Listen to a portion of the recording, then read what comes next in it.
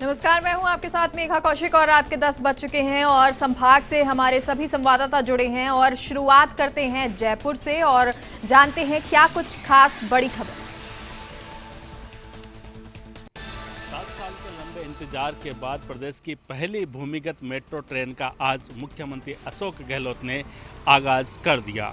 मुख्यमंत्री आवास पर वीडियो कॉन्फ्रेंसिंग के माध्यम से हुए इस लोकार्पण समारोह में सीएम गहलोत ने वर्चुअल तरीके से हरी झंडी दिखाकर मेट्रो ट्रेन को रवाना किया। पुल तक ही मेट्रो चलती थी, लेकिन अब परकोटे में भी मेट्रो चलेगी। फेज 1 के पार्ट बी के तहत अब चांद पोल से बड़ी चौपड़ तक करीब 2 किलोमीटर से अधिक लंबाई तक ये मेट्रो ट्रेन चलेगी। इस मेट्रो ट्रेन का शिलान्यास 21 सितंबर 2013 को तत्कालीन प्रधानमंत्री डॉक्टर मनमोहन सिंह ने किया था और तब माना जा रहा था कि करीब 2.5 साल में इसका काम पूरा हो जाएगा, लेकिन बाद में सरकार बदलने के कारण काम की गति धीमी हो गई और मार्च 2020 में ये काम पूरा हुआ। इस मौके पर मुख्यमंत्री अशोक गहलोत ने कहा कि जयपुर में 2010 में मेट्रो का काम शुरू हो गया था। उन्होंने कहा कि हमारी सरकार मेट्रो ट्रेन चलाने में घाटा या मुनाफा नहीं देख रही, क्योंकि लोगों को सस्ती और सुलभ परिवहन सेवा उपलब्ध कराना सरकार की सामाजिक जिम्मेदारी है। इस मौके पर मौजूद मंत्री शांति धारीवाल ने कहा कि जयपुर में जब मेट्रो की शुरुआत हुई तब किसी भी 2 टियर शहर में मेट्रो ट्रेन नहीं थी।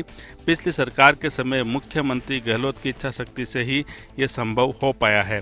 जयपुर मेट्रो के अध्यक्ष भास्कर सावंत ने कहा कि हेरिटेज में किसी तरह का बदलाव नहीं करते हुए विश्व स्तरीय परियोजना पूरी की है।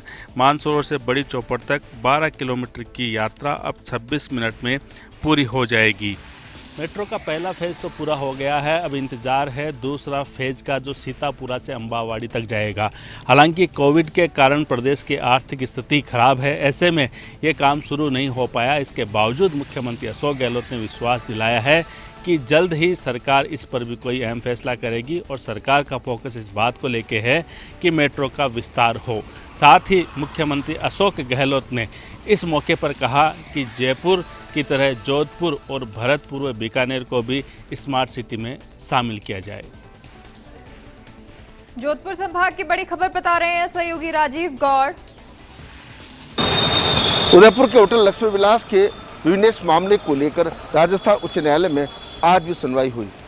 कल 3 आरोपियों को राहत मिली थी, आज 2 आरोपियों को राहत दी गई है। आज ऑनलाइन जब सुनवाई हुई तो उसमें आरोपी पूर्व केंद्रीय मंत्री अरुण शौरी भी एपीआर हुए। जोधपुर से उनके स्थानीय अधिवक्ता प्रदीप शाह और दिल्ली से प्रशांत भूषण जुड़े। उन्होंने अपने तर्क रखे, उसके आधार पर गिरफ्तारी पर रोक लगाने के साथ ही उनकी उम्र को देखते हुए 15 अक्टूबर तक जमानत मुचलके भरने के आदेश दिए। तो वहीं इस पूरे मामले को लेकर के सीबीआई अदालत द्वारा दिए गए जो आदेश हैं उसको चुनौती देने के 5 आरोपियों के इस मामले में आगे जब जमानत हो जाएगी उसके बाद जो प्रॉपर सिस्टम तो चलेगा ही, लेकिन जिस तरीके से उदयपुर प्रशासन को जो आदेश दिए गए अब उसकी भी पालना होनी है।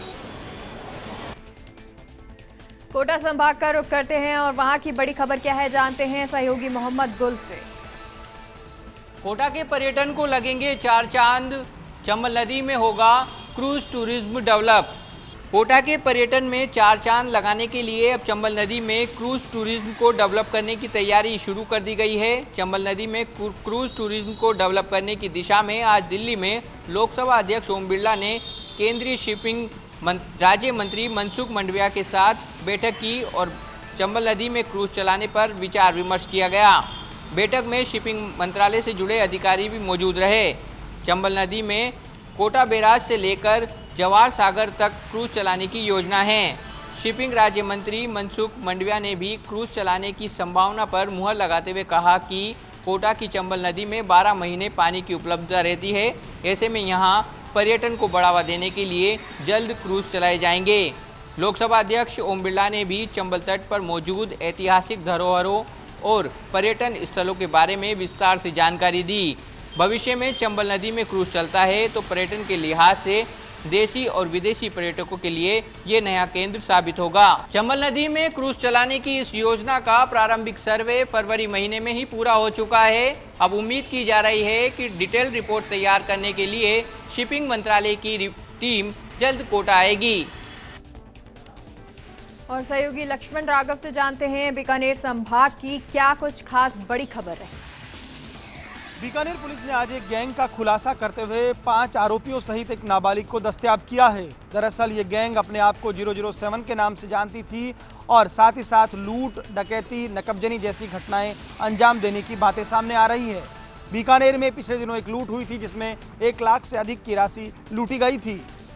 उसी मामले में पुलिस ने एक टीम बनाई जिसमें सीओ सिटी सुभाष शर्मा, संदीप, पिंकी गंगवाल सहित पुलिसकर्मी शामिल थे। इस टीम ने इस पूरी घटना का पर्दाफाश किया है। आज एसपी प्रहलाद कृष्णिया ने बाकायदा प्रेस कॉन्फ्रेंस कर पूरे मामले की जानकारी दी। चौंकाने वाली बात ये भी सामने आई, ये आरोपी युवा हैं और अपराध की पगडंडियां महज इसलिए थाम ली थी क्योंकि इनको लग्जरी लाइफ जीनी थी। शायद ये नहीं जानते कि अपराध की पगडंडियों का अंत अंधेरों में होता है और सीखचों के पीछे जिंदगी चली जाती है। एसपी प्रहलाद कृष्णिया का कहना था कि पूछताछ चल रही है, कुछ और मामलों का भी खुलासा हो सकता है। कुल मिलाकर कहा जा सकता है कि जिस तरह से बीकानेर में लगातार घटनाएं हो रही थी उसके बाद पुलिस के लिए एक राहत भरा दिन है और एक अच्छी कार्रवाई बीकानेर पुलिस ने की है। अजमेर संभाग की बड़ी खबर से रूबरू करवा रहे हैं सहयोगी शुभम जैन। चलिए सुनते हैं।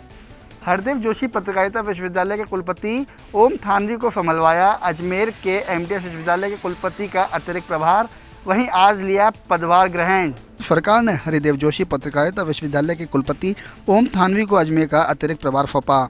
आज थानवी ने विश्वविद्यालय पहुंचकर अपना कार्यभार भी संभाल लिया। पत्रकारों के साथ बातचीत में उन्होंने कहा कि अजमेर विश्वविद्यालय में जो कुछ भी हुआ वह अफसोसजनक है और अब आगे ऐसे हालात न बने, इसके लिए आरपीएससी के पूर्व अध्यक्ष प्रोफेसर बीएम शर्मा की अध्यक्षता में समिति का गठन जल्द होगा, जिसमें 2 सदस्य विश्वविद्यालय के और 2 बाहर के होंगे। यह समिति उन सभी बिंदुओं पर विचार करेगी जिसके चलते पिछले दिनों विश्वविद्यालय का गरिमा को ठेस पहुंची है। समिति पारदर्शिता के साथ काम को करने की योजना बनाएगी और साथ ही कॉलेजों की सभ्यता और परीक्षा केंद्र के निर्धारण की नीति पर भी काम करेगी। एसीबी मामले को लेकर थानवी ने कहा कि वे जांच एजेंसी को पूरा सहयोग करेंगे। विश्वविद्यालय के कामकाज की पारदर्शिता बनाए रखने के लिए 5 सदस्यीय कमेटी का किया जाएगा गठन, कहा थानवी ने। वहीं एसीबी की जाँच में पूर्ण रूप से करेगा एमटीएस प्रशासन सहयोग। उदयपुर संभाग का रुख करते हैं। संभाग की बड़ी खबर बता रहे हैं सहयोगी पीके अग्रवाल। चलिए उनको जानते हैं। कोरोना संक्रमण काल के बीच मुख्यमंत्री अशोक गहलोत की संवेदनशीलता का अंदाज इसी बात से लगाया जा सकता है कि प्रदेश स्तर पर शुरू की गई सीएम हेल्पलाइन 181 के साथ ही अब जिला मुख्यालयों पर भी सीएम हेल्पलाइन 181 और इसके साथ ही बार रूमों का भी शुभारंभ हो गया है। चित्तौड़गढ़ जिला मुख्यालय पर भी आज से सीएम हेल्पलाइन और बार रूम का विधिवत रूप से शुभारंभ हो गया है। जिला चिकित्सालय स्थित जीएनएम सेंटर में बनाए गए सीएम हेल्पलाइन 181 और बार रूम में अब जिले में बढ़ते कोरोना संक्रमण को लेकर किसी तरह की जानकारी और समस्या होने पर समाधान भी बार रूम के जरिए किया जा सकेगा। सीएम हेल्पलाइन और बार रूम 24 घंटे काम करेगा। बार रूम के साथ साथ कोरोना संक्रमण को लेकर बनाए गए प्रभारी अतिरिक्त जिला कलेक्टर मुकेश कलाल के मोबाइल नंबर भी जारी किए गए हैं। बार रूम के नंबर 01472294411 और अतिरिक्त जिला कलेक्टर मुकेश कलाल के मोबाइल नंबर 9166550509 हैं। जिला कलेक्टर के शर्मा ने आज सीएम हेल्पलाइन और बार रूम सेंटर का दौरा कर आवश्यक दिशा निर्देश भी दिए हैं। इस दौरान जिला कलेक्टर के शर्मा ने जिले में ऑक्सीजन की आवश्यकता, जिले के अस्पतालों में बेड की उपलब्धता सहित तमाम बिंदुओं पर चर्चा कर आवश्यक दिशा निर्देश भी दिए हैं। कोरोना संक्रमण को देखते हुए सीएम हेल्पलाइन 181 और बार रूम सेंटर 24 घंटे खुला रहेगा। इधर चित्तौड़गढ़ में बढ़ते कोरोना संक्रमण के बीच जिला कलेक्टर के शर्मा ने चिकित्सा अधिकारियों के साथ बैठक कर रिव्यू भी किया है और आवश्यक दिशा निर्देश भी दिए हैं।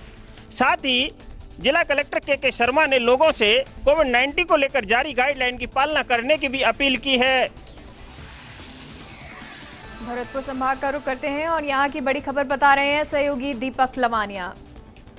भरतपुर एसपी डॉक्टर अमनदीप सिंह कपूर ने इन दिनों अवैध शराब व अवैध हथियारों के खिलाफ अभियान शुरू करा रखा है और इसी के तहत आज जुरेरा थाना पुलिस ने एक शराब फैक्ट्री पर छापामार कार्रवाई को अंजाम दिया, तो वहीं सेवर थाना पुलिस ने एक व्यक्ति को अवैध हथियार सहित गिरफ्तार किया है। भरतपुर की जुरेरा थाना पुलिस को सूचना मिली थी कि सहसन गांव में बड़े पैमाने पर अवैध कच्ची शराब बनाई जा रही है, जिस पर कामा के सीओ प्रदीप यादव के नेतृत्व में भारी पुलिस जाब्ते के साथ छापामार कार्रवाई को अंजाम दिया और बड़ी संख्या में शराब बनाने में काम आने वाली वॉश को नष्ट किया।